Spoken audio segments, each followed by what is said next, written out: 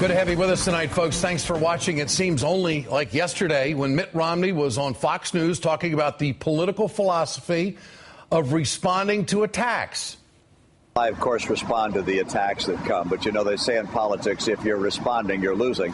Romney and his campaign had a lot of responding to do today. The Boston Globe expanded on the reporting by Talking Points memo and Mother Jones, only to find out that Mitt Romney was the top dog at Bain Capital 3 years after he said he left.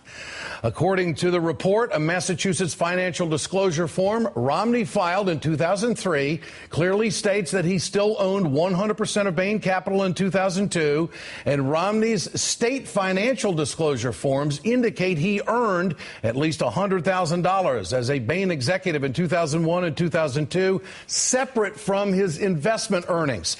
Now, the report also drops this bombshell. A Romney campaign official who requested anonymity to discuss the SEC filings acknowledged that they do not square with common sense. Until now, Romney has protected himself politically from any Bain business practices after he left the company. Romney always says that he left the company in 1999, except for this one time. I worked at one company, Bain, for 25 years, and I left that to go off and help save the Olympic Games. Okay, let's see if we can do a little bit of math here tonight on The Ed Show. Mitt Romney started in Bain in 1977. 25 years later, well, doggone it, that takes us to 2002. According to Mitt Romney and his camp, the candidate didn't make any decisions for Bain after 1999. He only benefited financially from them. Well, his campaign spokeswoman, Andrea Saul, released this statement today. Governor Romney left Bain Capital in February of 1999 to run the Olympics and had no input on investments or management of the companies after that point. Another campaign aide told Politico Romney wasn't involved in any investment decisions. He was on the SEC filings because he still was technically the owner, but just hadn't transferred ownership to the other partners. Well, history paints a very different picture. David Korn of Mother Jones uncovered a February 1999 Boston Herald report about Romney leaving for the Olympics. Romney said he will stay on as part-timer with Bain, providing input on investment in key personnel decisions. Well, in July of 1999, Romney was identified as the boss in a Bain press release about the departure of two executives. Bain Capital CEO Willard, that means, Mitt Romney, currently on part-time leave of absence to head the Salt Lake City Olympic Committee for the 2002 Games, said, while we will miss Jeff and Mark, we wish them well and look forward to working with them as they build their new firm. Well, Romney was on part-time leave for 3 years. All the while, he collected a paycheck and benefited from the company's investments. Today, Bain Capital is now in the mix. They explain this 3-year gap. Why are they in the news all of a sudden? Well, they said today, due to the sudden nature of Mr. Romney's departure, he remained the sole stockholder for a time while formal ownership was being documented and transferred to the group of partners who took over management of the firm in 1999. Bain does not explain why it took 3 years to transfer management. For 3 years, Mitt Romney was legally liable as the CEO of Bain Capital. Obama campaign staffers held a conference call with reporters to underscore the seriousness of this discrepancy. Either Mitt Romney, through his own words and his own signature, was misrepresenting his position at Bain to the SEC, which is a felony, or he was misrepresenting his position at Bain to the American people to avoid responsibility for some of the consequences of his investments. And if that's the case, if he was lying to the American people, then that's a real character and trust issue that the American people need to take very seriously. Senate Majority Leader Harry Reid also brought up the trust issue when asked about Mitt Romney today. He not only couldn't be confirmed as a cabinet secretary, he could be confirmed as dog catcher, because a dog catcher, you at least don't want to look at his income tax returns. And what's the long report we have in the Boston Globe today indicates that some, as one of his own employees said, it doesn't make sense. Obama advisor David Axelrod retweeted an article from Business Insider entitled, "Sorry, Mitt Romney, you can't be chairman, CEO, and president of a company and not be responsible for what it does." Most people understand the buck stops with the boss. Does it at your place? But it never seems to stop with Mitt Romney, does it? Today, the Romney campaign kicked off an advertising blitz calling President Obama a liar for the attacks on Romney's time at Bain Capital. When a president doesn't tell the truth, how can we trust him to lead? The Obama outsourcing attacks, misleading, unfair, and untrue. They are just using a rove tactic there, and they are attacking where they are weak. But it was Romney who was not being honest about his Bain career. Mitt Romney made a lot of money being in charge of a company and claiming that he had no responsibility at the same time. Most people have responsibilities when they sign their names onto things like employment documents. This is just the latest secret Mitt Romney hasn't fully explained. He won't explain his offshore finances. He won't release more than one tax return.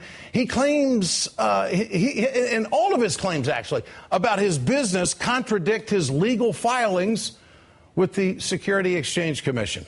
The rules that apply to, say, you and me, they just don't seem to apply to Mitt Romney whatsoever, do they? It's an issue of trust, and it's an issue of character. You be the judge. Get your cell phones out. I want to know what you think. Tonight's question: would you ever hire someone who lied on their resume? Text A for yes, text B for no to 622-639. You can go to our blog at ed.msnbc.com. We have the results for you, the poll, later on in the program. I'm joined tonight by Benji Sarlin, political reporter for Talking Points Memo. Benji, good to have you with us tonight. Great reporting. Let's cut right to it. Did Mitt Romney have any involvement in Bain Capital between 1999 and 2002?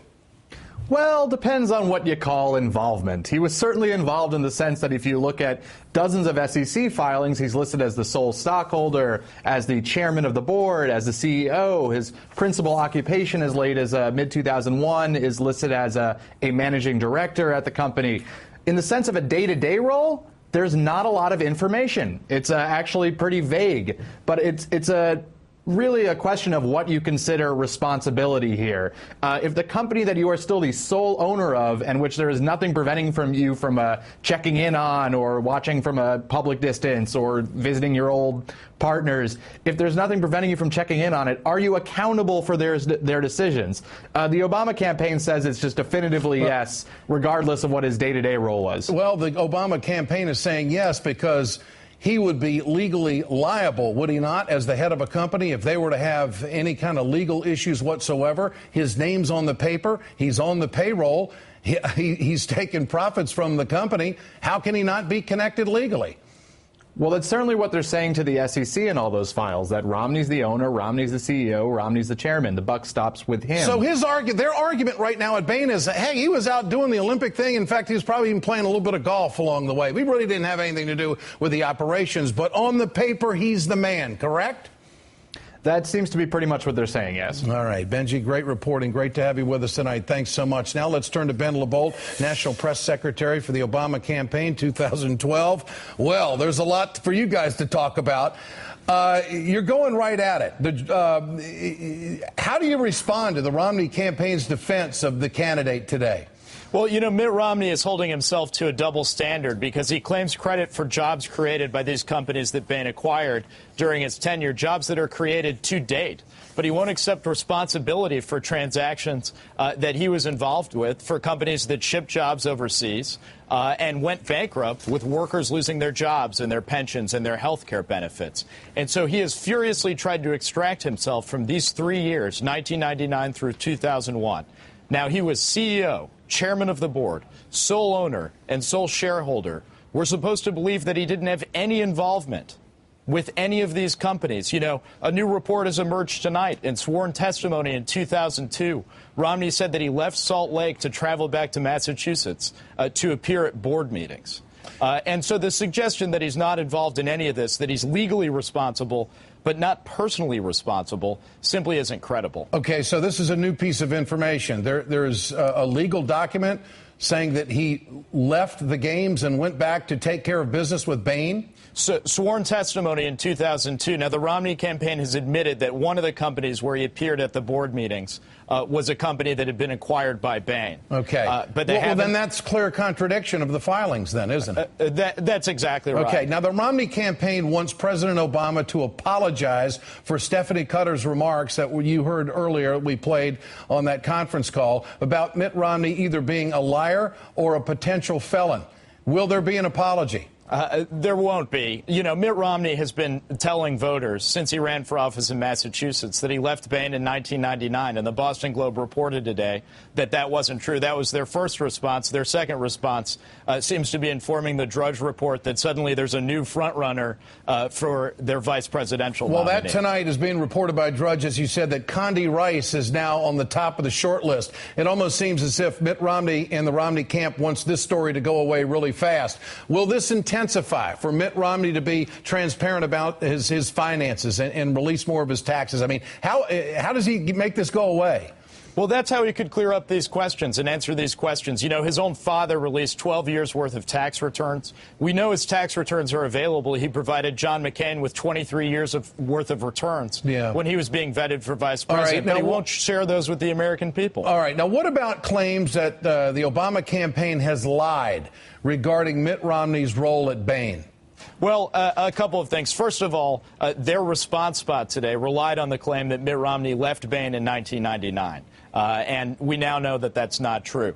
But in terms of the outsourcing claims generally, let's take a look at companies that were acquired by Bain during Romney's tenure there. Modus Media eliminated jobs in California and Washington State as it created them in China. Stream International took a look at call center sites around the United States, determined not to create American jobs because wage costs were too high. They went to India instead. Yeah. So here is the key that I think you want the country to know.